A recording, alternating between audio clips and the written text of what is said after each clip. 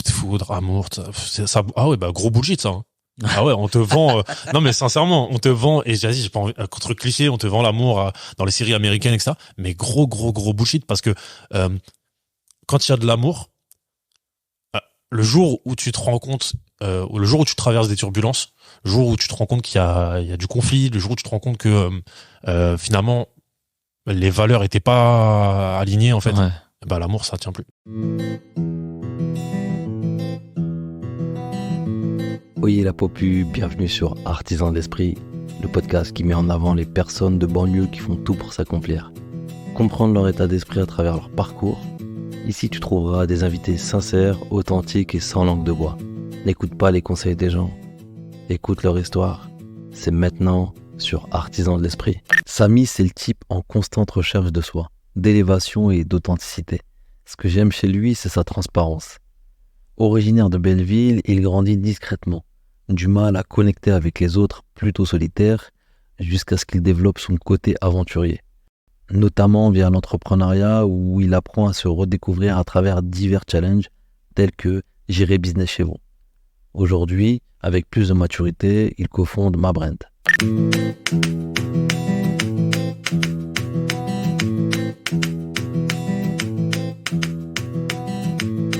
Samy, bienvenue sur Artisans d'Esprit pour la saison 2. Je suis content de t'avoir. Je commence avec une question très phare qui est comment va ton cœur ?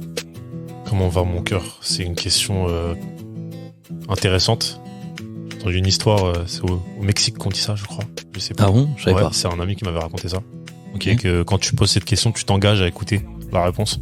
Donc j'espère que tu t'engages à écouter Je suis plus que tout oui. En ce moment, mon cœur, il est, je dirais, chargé d'émotions parce que, comme tu le sais, dans l'entrepreneuriat, on est amené en fait à vivre énormément de choses, énormément de turbulences notamment, surtout quand tu es en plein dans un projet.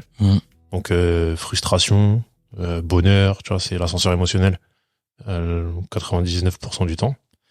Et moi, je suis un être émotionnel, que je vis pleinement les choses, tu vois, je dirais pas que je m'en empêche pas, c'est juste que je ne peux pas m'en empêcher, tu vois, c'est ma manière d'être. Ok. Donc là, en ce moment, mon cœur est chargé, mais il va dans l'ensemble bien. Que ça fait partie c'est un choix, hein, c'est un choix de vie, donc j'accepte en même temps ce qui va avec, les bons, les mauvais côtés. Très bien. Merci pour ta réponse authentique et sincère. Deuxième question, est-ce que tu peux raconter ta jeunesse, mais à travers ton quartier ? Ma jeunesse, mais à travers mon quartier. Pour toi, la jeunesse, ça commence à quel âge ? Spontanément, qu'est-ce qui te vient à l'esprit ? Les premiers souvenirs, souvent, Okay. tu vois. Alors moi, déjà, j'aimerais redéfinir le mot quartier. Tu vois, parce que il y a tout un imaginaire collectif autour du mot quartier. Je me considère pas, par exemple, dans quartier, je mets pas forcément cité, je mets pas forcément ghetto, je mets pas forcément toute cette image positive ou négative en fonction de là d'où l'on vient. Moi, je viens du 19e, à la base, je suis né dans le 19e. Enfin, je suis né dans le 10e, précisément, hôpital Lariboisière, entre Barbès et Gare du Nord. Et mes premiers souvenirs, on va dire, qui commencent tous alentours de 3-4 ans, donc dans le 19e, métro Riquet, Riquet. Ouais. J'ai pas spécialement grandi dans le quartier, j'étais pas loin de l'avenue de Flandre, donc c'est-à-dire que j'étais entre les rues lambda, tu vois, à laquelle on n'accorde pas trop d'importance, ou qui a pas forcément une renommée, une histoire ou quoi, et les cités Cambrai, Curial. Donc je passais par là pour aller à l'école, à la crèche, à l'école primaire, etc. Et voilà, donc à la maternelle d'ailleurs, je passais de la crèche à la primaire, je sais pas cette classe, mais tu m'as compris. Et voilà, donc j'ai grandi là-bas pendant une petite partie de ma vie, et puis je suis remonté vers les quartiers Pyrénées, Belleville, à l'âge de 6 ans, et c'est là-bas que j'ai vécu la majorité de ma vie, en fait, jusqu'à mes 27 ans. C'est quoi tes premiers souvenirs là-bas ? Mes premiers souvenirs, c'est... je me rappelle pas mal du 11 septembre, comme beaucoup, je pense. Ouais. Avant ça, bon voilà, je me rappelle de quelques souvenirs dans la cour de récré de mon enfance, mais sans plus, tu vois, c'est vraiment celui qui m'a marqué, c'est le 11 septembre. Okay. Je me rappelle que moi j'étais chez moi pour le coup. Je regardais la télé. Ma mère était pas très présente parce que je suis fils unique, élevé par une mère célibataire, donc elle était au travail. Ouais. J'étais tout seul souvent à la maison. Et du coup, voilà, je me rappelle de ce truc-là. Je me rappelle de la minute de silence le lendemain où je comprenais pas trop ce qui se passait et où justement, moi, au moment de la minute de silence, je regardais en l'air et je voyais un avion passer. Et je me disais, tiens, c'est... Okay. Alors, avec le gros recul, je me dis que c'était ironique un peu de vivre ce truc-là. Et puis après, je me rappelle particulièrement d'un été où j'étais tout seul et où franchement, c'était extrêmement difficile pour moi. J'étais très, je dirais couvé, je dirais protégé par ma mère. Du coup, je sortais très très peu jusqu'à un certain âge. Et donc, je me rappelle que j'avais pas le droit de sortir, tu vois. C'était quoi, considéré comme une frustration? Ah, mais ça me mettait en colère, quoi, carrément. Okay. Je tournais en rond, c'était un ennui mortel. Je l'ai très mal vécu cet été. Ouais. Et d'ailleurs, il me semble que c'était l'été de la Coupe du Monde 98. En plus. Ouais. Là où il y a une bête d'ambiance et tout. Ouais, clairement. Je me rappelle de la soirée de la finale, etc., tu vois, mais genre, je me rappelle que cet été-là, c'était incroyablement. C'est-à-dire que tu regardais par la fenêtre, tu voyais tout le monde délirer, toi ah ouais, j'avoue, c'est dur, ça. Clairement. Oh, ok. Et comment t'étais à l'école? J'étais turbulent. J'étais spé un peu. J'avais pas beaucoup d'amis. Je tournais tout seul dans la cour de récré, je parlais tout seul aussi. Parce que j'avais du mal à me faire, à connecter avec les autres. La communication, c'est pas quelque chose de très, que j'avais d'une manière, très maîtrisée à l'époque. Dans ma famille non plus, tu vois, c'est pas quelque chose de très répandu, de très, pris en compte dans les relations. Et du coup, je me rappelle vraiment, j'avais du mal à me faire des amis.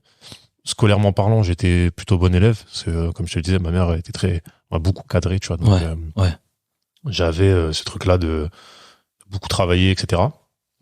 Jusqu'à un moment, il y a eu un switch au collège, je dirais. Pareil, tu vois, au collège, j'ai tenu un peu, mais voilà, vers 4e, 3e, ça a commencé un peu à baisser. Je suis quand même passé au lycée de justesse et au lycée de dégringolade totale, quoi. Okay. Changement d'ambiance. J'étais perdu, vraiment, j'étais du père, complètement. Ok, mais c'est quoi qui a fait qu'il y a eu ce changement? Je sais pas, je pense que c'est l'adolescence. Ouais, l'adolescence, tu vois, je pense. Puis il y a aussi un effet où, tu vois, école primaire, collège, j'avais beaucoup de mal déjà à me faire des amis. Puis arrivé au lycée, c'est un autre délire, tu vois, parce que tu commences à avoir cet effet de jugement, où tu sais, t'as envie de t'essaies de trouver ta place. T'as une histoire d'identité, tu vois. L'identité, c'est quelque chose de très marqué dans mon histoire. Ouais. Et tu verras que ça s'est transformé en quelque chose, finalement, on en reparlera. Mais voilà, j'ai eu beaucoup de mal à trouver ma place. J'étais en plus dans un lycée qui était vraiment, pour le coup, là, c'était un autre délire, tu vois, c'était assez ghetto, c'était pas, tu vois, moi je considère pas venir d'une cité ou d'un ghetto, tu vois, j'ai grandi entre différents quartiers, mais je me suis jamais vraiment imprégné du truc, tu vois, même si voilà, j'ai pris les codes, etc. Et quand je suis arrivé dans le truc, là, pour le coup, j'étais dans une cité. Le lycée, je pourrais le considérer comme une cité, tu vois. Il y avait des groupes, il y avait des clans, il y avait des gens du même quartier qui se réunissaient entre eux. Il y avait des querelles entre quartiers, mais au sein du lycée, tu vois. Puis c'était un lycée-collège. Le collège, c'était encore plus ghetto, tu vois. C'était un lycée, un collège réuni. En même temps, ouais. Waouh. Du coup, c'était un délire, tu vois. Et moi, j'avais le sentiment un peu que la cité, c'était le collège. Ouais. Tu vois.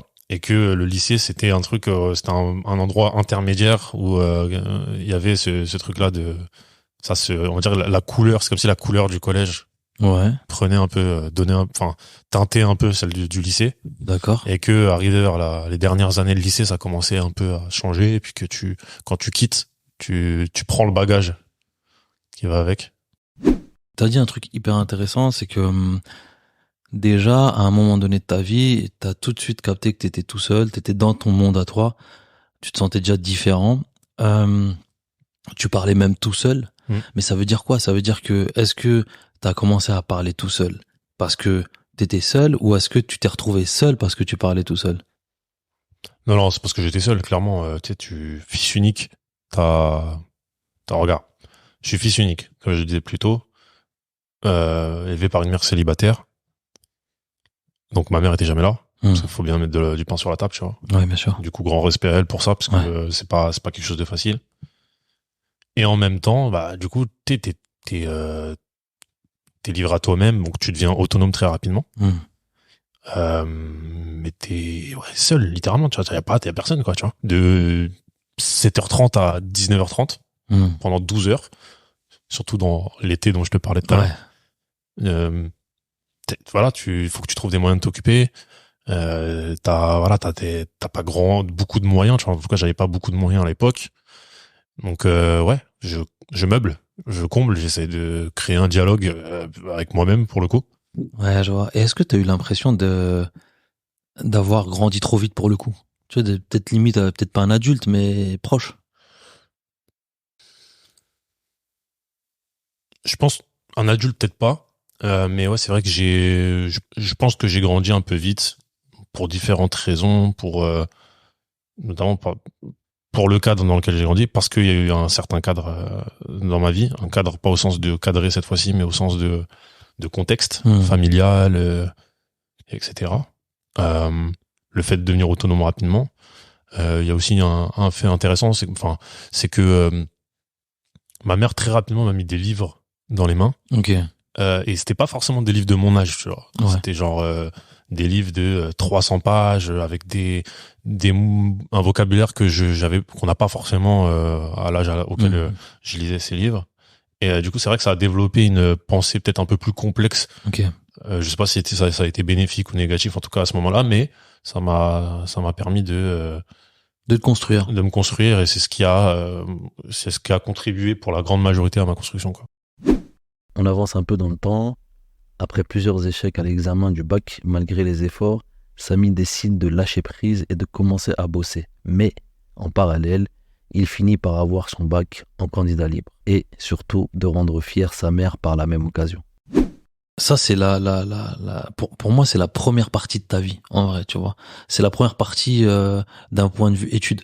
D'un point de vue études, apprentissage et tout. Après, tu commences à te lancer un petit peu dans l'entrepreneuriat, peut-être officieusement, entre le MLM, entre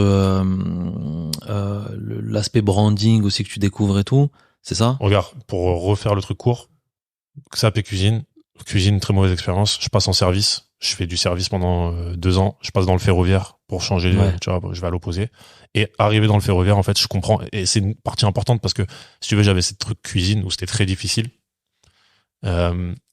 Et ce truc ferroviaire, c'était un peu genre, je me suis dit, c'est peut-être la planque pour moi. Parce que des gros salaires, parce que voilà, je me dis, ok, une fois que t'as ton CDI, pas beaucoup de taf, etc., pas beaucoup de taf. Voilà. Sauf qu'en fait, pas du tout, quoi. Genre, grosse déception. Je me dis, en fait, je pensais de nouveau avoir trouvé quelque chose. Et en fait, pas du tout. Et c'est là où je me dis, en fait, genre, j'étais pas passionné, parce que la cuisine, travail de passion, restauration, travail de passion. C'est ni la passion, ni la planque qui me plaît, c'est la liberté. Et à ce moment-là, donc, je commence à réfléchir à, tu sais, genre, j'ai tapé sur Internet comment devenir riche. Ouais. En 2015, comme ça. 2016. Je crois qu'on l'a tous fait au moins une fois dans sa vie, ça. C'est ça. Et moi, j'ai pris la décision d'aller au bout de ce truc-là. Ok. Donc, je tombe sur une formation, dropshipping. Ah. Voilà, le fameux. Tu vois. Le fameux. Que je ne suis que pendant 2 semaines, quand je comprends qu'en fait, tu sais, ils te vendent toujours un truc, c'est automatisable, tu vas voir, t'as quasi rien à faire, etc. En plus, la tagline de la formation, c'était, on a fait 1 million en 24 heures. Ouais. Donc, je me laisse attraper par ce truc-là. Je suis en 2 semaines, j'arrête. Je trouve une nouvelle formation. Et cette fois-ci, une formation qu'on a en commun, je crois, qui est une formation de blogging. Et comme à cette époque, je commençais à découvrir le développement personnel, effectivement. Ouais. Et que je prends goût à ça. Je me dis, faut que je pousse en ce sens. Donc, je vais faire un blog sur le développement personnel. Ouais. Et là, je commence à arpenter les trucs de productivité, comment se dépasser, la confiance en soi. Tu sais, des concepts un peu basiques. Ouais. Que j'essaye de partager avec une communauté. Après, c'est basique, mais à ce moment-là, à cette époque, quand on découvre ça, c'est quand même une forme de révolution, tu vois. Parce que, en tout cas, moi, à titre perso, quand je découvre ça, je me dis, mais même si c'est des solutions simples, des outils simples, pourquoi il faut que je tombe par hasard sur Internet sur ça pour comprendre que j'ai le potentiel, j'ai le machin, j'ai le truc et tout, tu vois. Donc, est-ce que c'est pas aussi un peu comme moi, une révolte où tu te dis, je vais partager des trucs que les gens ne savent pas et que j'aurais aimé savoir à l'époque? Eh ben, figure-toi que pas du tout. Ok. Moi, à la base, le développement personnel, je le découvre à travers la lecture rapide. Ouais. Donc, d'un dénommé Steve. Ouais. Et je me dis, tiens, je vais aller voir ce truc-là. Et je me rappelle que je voulais une formation. Donc, c'était celle-ci, la formation en ligne de lecture rapide. et qu'avec cette formation, ils faisaient une offre avec un autre gars, tu vois, ils s'étaient associés les deux. Et genre, si tu prenais la formation de lecture rapide, t'avais la formation blogging, ou l'inverse, je sais plus laquelle je voulais, mais il y avait un truc comme ça. Donc, moi, je découvre ça à travers la lecture rapide, je commence à... C'était un été, tu vois, je m'en souviens encore, je commence à remettre en question mon taf dans le ferroviaire et je me dis, faut que je trouve autre chose. Donc, j'arpente les vidéos, lecture rapide, je me souviens plus, tu vois, confiance en soi, les trucs comme ça, productivité, les trucs. Et je commence la formation, je l'abandonne très rapidement. J'abandonne beaucoup de choses à la suite dans mon parcours. Et moi, quand je lance ce truc-là, ce blog-là, je me dis, non, il faut que je trouve un moyen d'être libre, il faut que je trouve un moyen de vendre quelque chose. Je sais que dans la formation, il te dit, le gars, il te dit, faut que tu prennes un truc où t'es passionné ou en tout cas où t'as un intérêt. Sinon, ça marchera pas. Et c'est ce que je fais. Développement personnel. Qu'est-ce que je peux vendre? Je sais pas encore. Peut-être une formation en ligne, un truc comme ça. C'est en ce sens que je vais. Et je me prends, en fait, de plus en plus de passion pour le truc. Et je commence à m'appliquer ces concepts parce que je me dis, mais en fait, je peux pas vendre des trucs que je m'applique pas. Tu vois? Et là, je commence à me dire, il faut que je partage avec des gens et que je crée une communauté autour de ça et que, voilà, je le fasse. Et petit à petit, je commence à recevoir des mails de certaines personnes qui lisent mes articles de blog. Qui me disent, ouais, merci, machin, mon fils, grâce à toi, blablabla, tu vois. Je me dis, ah, putain, ça marche. Ça marche, ouais. Et voilà, et c'est comme ça que je commence, en fait. C'est comme ça que en vrai, c'est lié, dev perso et entrepreneuriat, les deux commencent plus ou moins au même moment, en fait. Ok, d'accord, je comprends mieux. Si tu devais spontanément me dire une seule leçon de vie que tu as eue par rapport à cette période, ce serait quoi? C'est une leçon de vie que je prends a posteriori encore. Hein. C'est vraiment avec le recul. Et d'ailleurs, c'est un gros sujet en ce moment dans ma vie. C'est bien de connaître des choses, mais ça suffit pas. Genre. Et en particulier avec le développement personnel, avec l'entrepreneuriat, avec le marketing et tout ce que tu veux, t'as beau connaître les concepts, ça ne suffira pas à garantir ton succès dans le domaine en question. Et qu'est-ce qu'il faut en plus alors?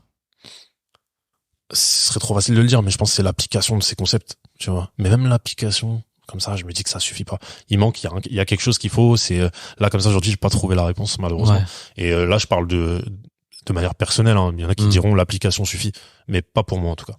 Ok, on peut pas reprendre l'image du sport. C'est bien beau de connaître la théorie sur comment faire pousser ses pecs ou un truc comme ça. C'est pas que faire des pompes. C'est la technique, c'est la répétition, c'est toutes ces choses-là en fait. Et puis il y a toujours un espèce d'indicateur qui est très subjectif, on sait pas, mais à force de répéter, qui se cache derrière la répétition et tout. C'est un peu ça, je pense, non? Je pense que ouais. D'ailleurs, là en t'entendant, je me dis que ce qui me manque, c'est peut-être la répétition, la discipline. C'est peut-être ça, tu vois. C'est des choses qui me manquent. Pas dans tout, mais en tout cas dans la majorité des sujets que je pense connaître. Ok. Il y a un post que t'as mis sur LinkedIn il y a plusieurs semaines maintenant, je les screen parce que pour moi c'est important d'être transparent à ce niveau-là. C'est quand tu parles des 7 choses sombres sur l'entrepreneuriat dont on ne parle jamais. Je vais te les rappeler. La première, c'est tu ne seras pas soutenu par tes proches. La deuxième, c'est certains d'entre eux préféreront acheter chez la concurrence plutôt que chez toi. Des prospects se montreront très enthousiastes puis disparaîtront. Tu seras trahi par les partenaires, associés, amis pour de l'argent. Tu décevras des clients. Tu te dévaloriseras. Ils parleront de tes échecs. Ils ignoreront tes succès. Et en plus, ils te jalouseront. Est-ce que tu es toujours d'accord avec ça déjà? Oui, je suis toujours d'accord. Après, comme je dis, dans tout, hein, c'est toujours personnel. Tu vois, il y a des gens qui vont avoir des proches qui vont les soutenir dans leur projet et qui verront pas du tout ce que j'ai présenté là. Mais dans la majorité des cas, tu rencontres au moins un de ces points, quoi. Ouais. J'ai l'impression que parfois tu fais des posts, c'est un peu comme moi ce que je fais dans mes podcasts, c'est mes notes à moi-même, des petites leçons de vie. Tu sais, en fait, je me parle à moi-même. Carrément. Tu vois. Et tous mes posts, c'est ça, tu vois. Que ce soit des posts motivants ou pas, c'est 99% du temps, c'est pour moi, quoi. C'est pour me dire. Le tu, c'est à toi, c'est Samy, c'est pas tu, la personne qui lit, en fait. Ça dépend, tu vois, il y a des, enfin, en tout cas, je me dis que ce que je me dis à moi-même, ça sert, en fait, je pense que, je pense qu'on s'identifie toujours à ce qu'on lit ou tu vois, surtout sur les réseaux sociaux, tu vois, quand tu consommes du contenu, c'est que soit tu t'identifies à la personne je pense que tu t'identifies toujours à la personne. Ouais. Sinon, tu le lis pas. Ou alors, tu les lis pour critiquer, c'est pas d'accord. Ou alors, tu les lis parce que tu partages la vie, mais sans plus, voilà. Ouais. Mais, en m'adressant à moi-même, je pense que je m'adresse aussi aux gens qui s'identifient. Ouais, c'est ça. Après, il y a eu toute une phase de dealer d'influence. Ça, là, j'ai l'impression qu'avec du recul, c'est une phase où, est-ce que c'est pas un peu ta crise d'adolescence de l'entrepreneur? C'est une bonne question. Je l'avais jamais vu comme ça. Je pense que moi, je suis quelqu'un en colère, pour être honnête. Tu vois. J'ai une colère contre la société. J'ai une forme de révolte, tu vois, qui m'habite. Moins maintenant, ou en tout cas peut-être que je la canalise mieux, mais en tout cas voilà, ça a toujours été comme ça. Et je pense que dealer d'influence, c'était un peu un moyen de faire passer ma colère pour m'exprimer. Ok. Tu vois. Donc il y a eu cette espèce de dissociation de personnalité, si je puis dire, où voilà, j'exprimais mes idées, j'exprimais des trucs très tranchés, tu vois. En plus j'étais assez clivant et voilà, ça m'a permis, dealer d'influence, de faire ça. Un genre de masque, tu vois. Ouais. Et globalement, on se résume à quoi cette phase-là de dealer d'influence en soi? Qu'est-ce que tu veux dire par là? Bah déjà, qu'est-ce que tu faisais professionnellement? Qu'est-ce que tu en tires aussi comme leçon par rapport à cette expérience-là? Parce qu'elle a duré plusieurs années quand même. Elle a duré plusieurs années. En gros, voilà, juste pour replacer le contexte, en fait, tu vois, j'ai très souvent, très longtemps, peut-être encore aujourd'hui, cherché ma place, tu vois. Dealer d'influence, c'est venu, je dirais, un an après la partie dev perso, tu vois. Donc j'ai fait du dev perso pendant 2 ans, entre temps j'ai fait du MLM, etc. Et en fait, le dev perso, je l'ai poussé jusqu'à reprendre mes études en psychologie à la fac de Nanterre. Ouais. D'ailleurs, la partie révolte était très présente à ce moment-là parce que j'avais pas ma place. Tout de suite, j'étais en liste d'attente, etc. Donc j'ai dû me battre. J'ai découvert les syndicats étudiants, qui sont des groupes très politisés. Donc je me suis un peu imprégné de ce truc-là et j'ai avancé en ce sens. Mais t'es passé à la télé aussi. Ouais, je suis passé à la télé et d'ailleurs le lendemain j'ai eu ma place. Ouais. Est-ce que c'est pas aussi un petit truc qui t'a poussé vers le branding où tu dis ouais il faut se montrer pour avoir sa place ou? Bonne analyse, je sais pas. Peut-être. Ouais. Aujourd'hui là quand tu le dis, je me dis possible.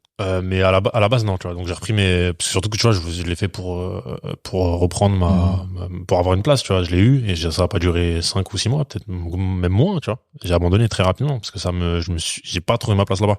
Et donc je fais le bilan de ma vie, de ma carrière entrepreneuriale qui est à peine à ses prémices. Et je vois que j'ai pas fait 1 euro, mais que j'ai fait quelques centaines ou quelques milliers de followers à ce moment-là. Et je me dis, non. Je rencontre des gens qui me disent, mais pourquoi tu vas en passant, en fait? Notamment une personne. Je rencontre une personne qui me dit ça, qui est coach professionnel, que j'ai pas du tout rencontré dans ce cadre-là. Elle me coachait pas, mais voilà. Elle me dit, tu devrais essayer. Donc j'essaye. Et ça marche. Et c'est cette même coach, un jour, voilà, je fais un shooting photo avec une boutique de streetwear qui est à Belleville d'ailleurs. Ouais. Et donc je porte du streetwear. À ce moment-là, j'étais dans une phase genre peut-être que je devrais essayer le truc de l'influenceur. Je porte des vêtements, etc. Donc je joue le truc jusqu'au bout. J'essaie de représenter une marque qui en fait ne m'a jamais appelé pour la représenter. Ouais. Tu vois, genre je suis pas dans le fake it until you make it, mais presque. Tu vois, je me dis j'essaye, on verra ce que ça donne. Et donc cette dame là me dit mais il y a un truc avec ce délire là de streetwear, tu devrais essayer le nom dealer d'influence. Donc on est passé par plein de noms, mais elle me dit tu devrais essayer ça. J'essaye et j'aime bien, donc j'incarne le truc. Et ça m'a permis, voilà, j'ai oublié la question, mais ça m'a permis d'avancer comme ça, tu vois. Mais t'as répondu de toute façon. Ah, je m'y attendais pas, celle-là. Bail de TDAH. Belle transition, allons-y, tu vois. Belle transition, justement. On allait en parler un petit peu. C'est quoi le TDAH déjà? Le TDAH, c'est le trouble de l'attention et de l'hyperactivité. Donc, avec ou sans hyperactivité. Il y en a qui ont juste le TDA, il y en a qui ont juste l'hyperactivité, il y en a qui ont les deux. Moi, j'ai les deux. D'accord, ok. Tu l'as découvert il y a pas longtemps, ça? Ou tu l'as accepté il y a pas longtemps? On va dire que je l'ai On me l'a diagnostiqué il y a pas longtemps, et encore on m'a pas dit t'es TDAH, tu vois, on m'a dit sous une autre forme, mais moi j'ai compris. Tu sais, comme tu le disais, j'ai toujours su que j'étais différent. Ouais. Je savais qu'il y avait un truc qui clochait. Petit à petit, j'ai commencé à découvrir les bails de zèbre, voilà, hypersensibilité, etc. Je me reconnaissais dans toutes les cases. Et puis donc je consulte il y a peu de temps, à mes 27 ans, donc il y a 3 ans. En 2021, donc il y a 2 ans plutôt, à mes 28 ans. Je consulte un psychiatre qui me dit oui tout à fait, vous avez ce truc là de l'hypersensibilité. Et puis je continue d'approfondir ce concept et je me rends compte qu'en fait il y a un terme beaucoup plus clinique et donc beaucoup plus accepté d'un point de vue je pense psy, peut-être médical, je sais pas, neuropsy en tout cas. C'est le TDAH. Et je me dis mais en fait voilà, j'ai ce truc là, c'est sûr et certain, j'ai ce truc là. Donc autodiagnostic, je sais pas si c'est très bien, mais je pense quand même que je l'ai, quoi. Ok. Et du coup ça te rassure, ça te complexe?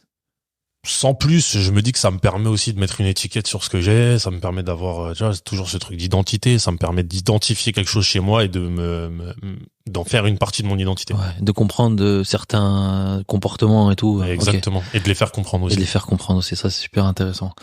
J'ai l'impression que c'est aussi un tournant chez toi parce que non seulement tu comprends mieux des traits de ta personnalité, tu permets de l'expliquer autour de toi et ça peut aider les gens à mieux comprendre, mais est-ce que d'un point de vue business, ça aide aussi? J'ai jamais associé les deux, à part que j'ai tenté un moment d'en parler dans certains de mes posts, mais j'ai vu que ça prenait pas, donc j'avais très vite arrêté. Maintenant, est-ce que ça... En tout cas sur la gestion, ou tu vois, sur... Pas spécialement, je dirais pas que ça aide, tu vois, mais ça me permet, quand dans les moments difficiles, dans les moments un peu qui sont liés au côté sombre du TDAH, ça me permet de me rappeler qu'il y a aussi des forces. Et de me dire, ces forces-là, elles me servent énormément dans l'entrepreneuriat. Et d'ailleurs, depuis que je sais que j'ai ce truc-là, je comprends aussi beaucoup mon parcours, tu vois. Ce phénomène d'abandon, de quête d'identité, de quête de ma zone de génie, de ma passion, etc. Cette capacité que j'ai à m'intéresser à beaucoup de choses, du coup, à commencer des choses et à les arrêter, forcément. Donc, ça explique ça. Mais est-ce que pour autant, ça aide à mieux gérer? Non. Franchement, non. Ok. C'est quoi la définition du progrès pour toi? Et c'est quand la dernière fois que tu t'es senti réellement progresser aussi? Parce que t'es un mec qui aime beaucoup le challenge, tu vois, comme gérer business chez vous, ce genre de choses. C'est des choses qui peut-être font peur aux gens, mais qui aident à se challenger et devenir une meilleure personne. Donc pour toi, c'est quoi la définition du progrès? Et elle date de quand, la dernière? C'est quoi la définition et de quand date le dernier progrès que j'ai ressenti? Je vais peut-être dire un truc bateau, hein, mais le progrès pour moi c'est avancer et se sentir grandir, soit dans un projet. Enfin, c'est sentir avancer un projet. Tu vois, il y a des KPI qui te permettent de dire voilà, là j'ai avancé, là j'ai progressé là-dedans. Il y a plus de chiffre d'affaires, il y a plus de visibilité, il y a plus de. Et puis après, j'ai pas ma définition du projet, j'ai plus du progrès, j'ai plus une définition communément admise du progrès qui est de se sentir avancer dans quelque chose. Et pour toi, est-ce que tu dissocies le progrès personnel du progrès pro, ou pour toi c'est lié? Non, les deux sont liés. Parce que qu'on le veuille ou non. Tu vois, en France, j'ai l'impression qu'on a beaucoup ce truc-là. Enfin, je dis en France comme si j'allais aux États-Unis ou quoi. Alors, pas du tout. Tu vois, je connais que la France. Mais j'ai l'impression que c'est quand tu te renseignes sur comment ça se passe aux États-Unis ou dans d'autres pays, dans le milieu anglophone notamment, que en France, le travail et la vie perso, c'est dissocié. Moi, je trouve pas, tu vois, parce que tu choisis un métier par rapport à ton appréciation de ce que tu apprécies déjà et ton appréciation de tes capacités et de ce que tu sais faire. Donc, à partir du moment où tu reposes, où tu choisis ta carrière, où tu suis une carrière par rapport à ce que tu sais faire, par rapport à ce que tu apprends et donc par rapport à là où tu progresses, ça fait partie de toi. Donc, ça dépend. Ça, c'est pour les entrepreneurs comme toi et moi qui ont pris cette vocation-là et qui veulent vraiment avancer dans ça. On prend l'exemple des parents, ils sont venus pour nourrir des bouches, tu vois. C'est vrai. Je pense que ça dépend. C'est peut-être binaire ou pas, mais en tout cas pour toi, ça a été le cas. Je peux te donner un exemple. Dis-moi. Un gars, pas entrepreneur. Ok. Il choisit une filière dans ses études supérieures. Ouais. Ok. Donc, la majorité du temps, peut-être on va choisir parce qu'on te dit là-bas il y a des débouchés ou quoi. Mais à un moment donné, t'arrives en université, en école de commerce, en je sais pas quoi. Tu sais, à un moment donné, tu choisis parce que tu dis ah tiens, ça me plaît plus de faire ça. Tu vois. Ouais. Je sais pas. Je connais très peu de gens. Enfin, en tout cas, moi, j'en connais très peu. Et tu vois, encore une fois, je parle toujours en sens personnel. Tu vois, je peux pas faire de tout une généralité. Mais je me dis que, à un moment donné, tu choisis une filière, tu te dis, là, j'ai plus de facilité. Là, je sens que peut-être j'apprécie mieux l'histoire que le français. J'en sais rien, tu vois. Et donc, il y a toujours une part de je suis bon dans quelque chose ou j'aime ça ou je m'identifie parce que mon père il était médecin, je choisis la médecine. Mais du coup, il y a cette partie, ça fait partie de ton histoire parce que ton père est médecin. Tu veux le rendre fier, peut-être ça fait partie. Pour moi, chacune de ces choses fait partie de ton identité. Donc à un moment donné, le perso, le pro, tu peux pas les dissocier parce que c'est toi, tu vois. Là, je suis d'accord. Quand tu dis que ça fait partie de ton identité, je te rejoins totalement. Et malheureusement, parfois ça fait partie de ton identité, mais à contre-cœur, tu vois. T'as des pères médecins qui veulent que leurs enfants soient médecins alors qu'eux ils veulent être artistes. T'as de tout en vrai. C'est ça qui est intéressant. Donc ok. Et c'est quand la dernière fois que tu t'es senti progresser ou évoluer ou caractéristique de quelqu'un qui a un TDAH, beaucoup de mal à valoriser son succès. D'où ma question. Si je dois déterminer où est-ce que j'ai progressé dernièrement, ou vraiment je l'ai senti. Tu vois, je l'ai senti sans pour autant le valoriser dans le long terme, sans pour autant fêter les succès ou quoi, fêter le succès en question. C'est quand j'ai lancé ma brand, donc mon dernier projet, où il y a une concrétisation quand même, tu vois, de mon parcours. Et où, pour la première fois de ma vie, je lance un truc et ça marche, quoi. Alors, ça marche. Toute proportion gardée, tu vois. Mais, pour moi, ça marche. Genre, par rapport à ce que j'ai pu faire par le passé, où j'ai fait beaucoup de choses et où j'étais pas satisfait de la réussite, entre guillemets, de ces projets-là. Là, vraiment, je sens que j'ai progressé. Déjà, tu peux pitcher ma brand, déjà, pour qu'on puisse savoir? Bien sûr. Je vais boire de l'eau d'abord. Parce que c'est important. Fais donc. Ma brand, c'est une plateforme qui te permet d'automatiser ta création de marque et ta création de contenu. Je m'explique. Aujourd'hui, quand tu crées, quand t'es entrepreneur et que tu veux te rendre visible, aller chercher des clients, etc., tu crées du contenu. T'es obligé. Aujourd'hui, en 2023, si tu crées pas de contenu, t'es mort. Et cette plateforme-là, elle te permet de créer ce contenu-là et de créer du contenu personnalisé. Donc, tu y mets ton identité. Ouais. Ça te permet d'être authentique. Et elle te permet en fait de le faire en littéralement 1 minute, quoi. Okay. 1 minute par jour. Et c'est un problème la création de contenu quand tu sais pas comment ça marche. Ouais. Donc cette plateforme, elle vient pour ça. Et la partie identité, elle fait partie de ce que je sais faire. Simplement, et de ce qui est important pour moi, le personal branding, toute cette quête d'identité que j'ai connue, etc. Et voilà. Ok. Et donc, pour en venir à ce que tu disais juste avant, j'ai pas bien travaillé ma proposition de valeur, mais non, mais on comprend, t'inquiète. Ouais, okay, et puis c'est le début aussi, donc elle va évoluer. Mais ce qui est intéressant, c'est que t'as parlé du lancement, un peu comme quelqu'un qui lance son 2e ou 3e album, et que pour la première fois, il pète la première semaine, il a le disque d'or. Est-ce que c'est ça un peu cette sensation?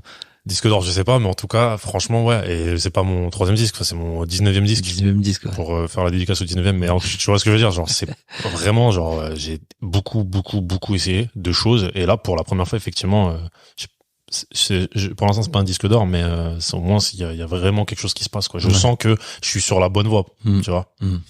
Super. Ça fait le lien avec la prochaine question. Tu sais ce que c'est que le fil d'Ariane? Ouais.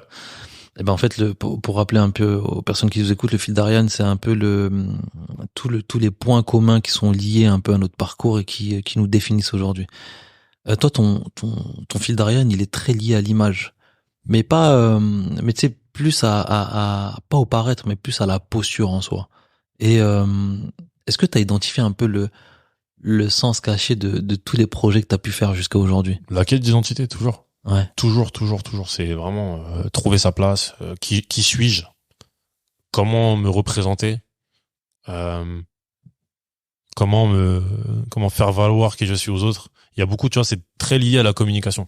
Vraiment. Ouais. Le fil d'Ariane, c'est l'identité, mais aussi la communication. Et ça va ensemble pour moi, tu vois. Comment communiquer qui je suis au monde? Tout simplement. Et moi, dans ma recherche d'identité, il y a aussi beaucoup je veux inspirer, après aujourd'hui tout le monde veut inspirer quelque chose, tout le monde veut incarner quelque chose, voilà. Et je suis là-dedans. Désolé, je suis pas différent des autres, quoi. Ouais. Merci pour la transparence.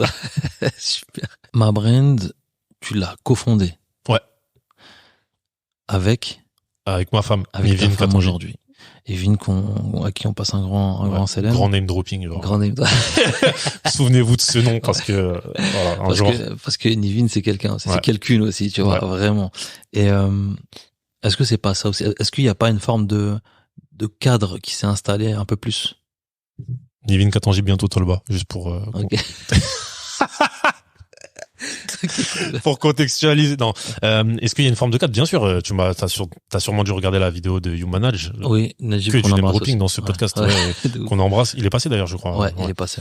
Et grand cadre, parce que tu vois, quand elle m'a connu, voilà, tu vois, on n'était pas prédestiné à partager nos vies, hein, vraiment, genre on s'est rencontrés, on s'est trouvé beaucoup de points communs dans plein de sujets, dans le parcours. On a des parcours, elle aime bien dire, on a des parcours jumeaux un peu, tu vois. Genre, elle a fait de la restauration, elle a jamais pu faire les études supérieures qu'elle aurait voulu, elle a repris ses études hyper tard comme moi. Donc, et le cadre qu'elle m'a apporté, c'est un cadre lié à l'excellence, en fait. Okay. Elle a une culture de l'excellence, c'est chaud, quoi. Genre, elle lâche jamais rien. Tu vois, si elle dit qu'elle a commencé, l'engagement, excellence, engagement, c'est des mots-clés chez elle. Quand elle dit qu'elle commence un truc, tu vois, même si elle doit le terminer à 3h du mat, elle termine à 3h du mat, elle s'en tape. D'ailleurs, des fois, ça me saoule un peu, j'avoue. Mais, mais voilà, elle a beaucoup de choses, elle porte beaucoup de choses sur son dos. Et du coup, elle a ce truc-là, genre, femme forte, tu vois. Et elle m'a apporté ce cadre-là. Parce que moi, je connaissais pas vraiment ça, tu vois. Et puis surtout, je me dévalorisais beaucoup autour de ça. Du fait que j'abandonne beaucoup de choses, que je vais jamais au bout des choses, que j'étais un peu perdu à un certain moment, tu vois. Malgré, tu vois, par exemple, deuxième succès qu'on pourrait citer, avoir travaillé chez Feed, tu vois. Pourtant, genre, j'ai pas été plus perdu qu'à ce moment-là, tu vois. Parce que ce qui était censé être un succès, je sentais que c'était pas complet. T'étais pas aligné avec ça, peut-être. Je sais pas si c'était une histoire d'alignement, c'était plus une histoire de j'ai trouvé. Et après, je me rends compte que j'ai pas trouvé. Tu vois, genre, je sais pas si tu vois ce que je veux dire. Des illusions un peu, genre. Ouais, dans le sens où, tu sais, après, il y avait une difficulté, c'était que je reprenais du coup un CDI, alors que j'ai ce tempérament. Je pense que d'ailleurs, c'est ça qui a le plus joué. J'avais un tempérament d'entrepreneur et je me disais, il faut que je tienne. Et à un moment donné, j'ai lâché. J'arrivais pas, tu vois. Je vois. Ok. Donc voilà, elle m'a apporté ce cadre-là, à ce moment-là précis d'ailleurs. D'accord. Et quand je te parle d'amour, qu'est-ce que ça t'évoque? L'amour, ça suffit pas. Ouais, vraiment, genre, c'est quelque chose qui est hyper important à comprendre. Genre, coup de foudre, amour, ça ah ouais, gros bullshit, ça. Hein.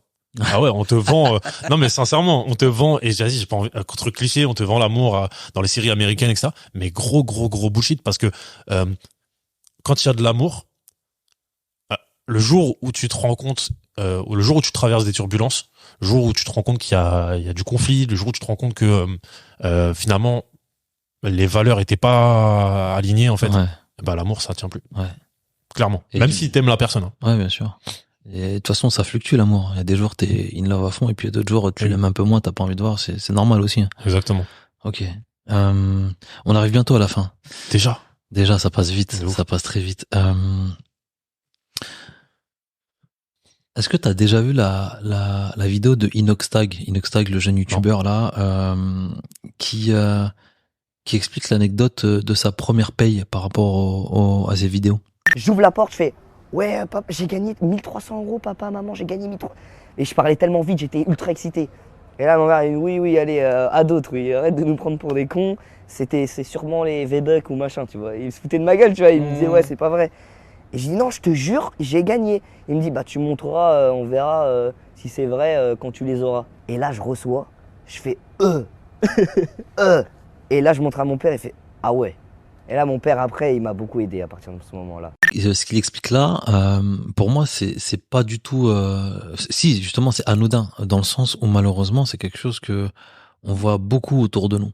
Que ce soit les proches ou les potes qui sont là, qui croient pas forcément à ce que tu dis, parce que c'est un truc qui est totalement différent de ce qu'ils connaissent et tout. Parfois, il faut le prouver à ses proches qu'on peut faire quelque chose avant de leur en parler. Est-ce que toi, c'est ton cas? Pour éviter d'être déçu ou triste ou pas supporté, tu vois. Franchement, je vais dire, regarde, la vérité, je vais te donner l'exemple de ma mère. qui est la personne que j'aime le plus au monde, mais qui ne m'a jamais, comment dirais-je, c'est pas de sa faute, hein, mais elle m'a jamais soutenu dans ce que je faisais. En tout cas, je me suis jamais senti soutenu. Ok. Alors, j'ai pas envie d'être un fils ingrat, donc peut-être qu'en fait, il faudrait quand même voir. Tu vois, quand je dis ça, c'est pas vraiment vrai, parce que tu vois, elle m'a hébergé longtemps, elle m'a nourri, elle m'a habillé, tu vois, c'est ça sa façon de me soutenir. Ouais, tu vois. bien sûr. Elle l'a pas fait par les mots, elle l'a pas fait par l'attitude, mais en fait, c'est pas de sa faute. C'est que elle a grandi d'une certaine manière, elle a été éduquée d'une certaine manière, que ce qu'on vit aujourd'hui, nos parents, la majorité, ils le comprennent pas. Surtout quand on est issu de l'immigration, tu vois, tu lui dis, ouais, maman, je vais monter une boîte, je vais rien gagner pendant peut-être 1 an, tu vois, genre, elle se dit, t'es mais gentil, attends, là, en plus. en plus, tu vois, genre, elle me dit, mais non, mais va travailler, pourquoi tu travailles pas? Ouais. Tu vois, genre, elle, ça la dérangerait même pas que j'aille travailler, je retourne chez McDo, ou que je retourne en cuisine, ou quoi. Elle me dit, mais fais de la restauration, tu sais faire de la restauration. Donc, bref. Plein de fois, on s'est foutu de ma gueule, tu vois, des amis que je pensais proches et tout, ils se sont foutus de ma gueule ouvertement et tout, devant d'autres personnes, en plus, tu sais, ça, tu te sens humilié un peu à ce moment-là, oui, tu te sens pas compris et tout. Mais tu vois, si je reprends l'exemple de ma mère, elle sait pas ce que je fais aujourd'hui. Elle comprend pas. Et donc, ma question, elle est là aussi. Est-ce que t'attends de, entre guillemets, sécuriser pour montrer après plus tard? Enfin, quand je dis sécuriser, c'est voilà, c'est bon, ça fonctionne et ça va fonctionner sur du long terme. Regarde. On sait jamais si ça va fonctionner sur du long terme. Ouais. Tu vois. Mais t'as quand même quand même une espèce de base qui fait que t'as un truc qui est tangible et t'as un truc vraiment qui est sécurisé au moins sur quelques années. Oui. La réponse à ta question, c'est oui. Ouais. Bien sûr. Après, est-ce que tu vois, genre, et c'est peut-être aussi ça, tu vois, qui joue, c'est que comme je valorise pas forcément mes succès, ouais, où j'ai beaucoup de mal.